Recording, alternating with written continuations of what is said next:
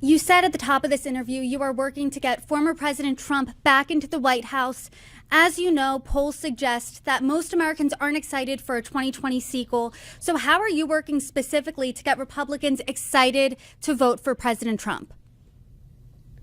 Well, I think we have to focus on the policy differences. This policy differences between Joe Biden and President Trump have never been more stark. And I think the choices that Americans have, and I think the simple question is going to come down to people are going to say, hey, was I better off under President Trump or am I better off under Joe Biden? And when you think about how inflation has eroded 30% of every individual's savings that had a savings account, that's half of America has a savings account, 30% of that value, inflation under Joe Biden's come like a thief in the night and stolen 30% of their hard-earned savings. They're going to have to work longer before retirement.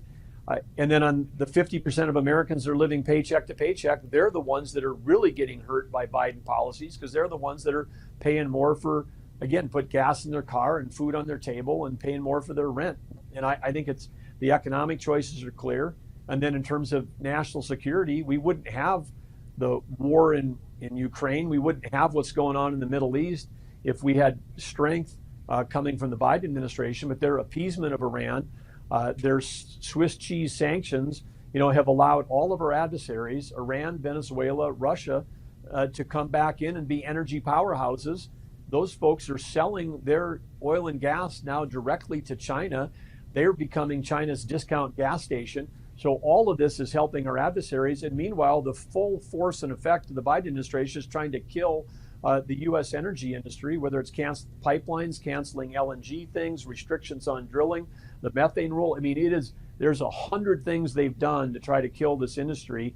And then when they're doing that, we take away the economic security we have for America, and then they spend taxpayer dollars subsidizing 500,000 EV charging stations with this green dream that somehow all of our cars are going to run electrically when they won't permit a power plant. You won't permit a transmission line. They're shutting down prematurely existing power plants. They won't permit nuclear. And so then I don't know where the power is coming for those 500,000 charging stations. And the batteries are all going to be made in China because China controls 85% of the rare earth minerals.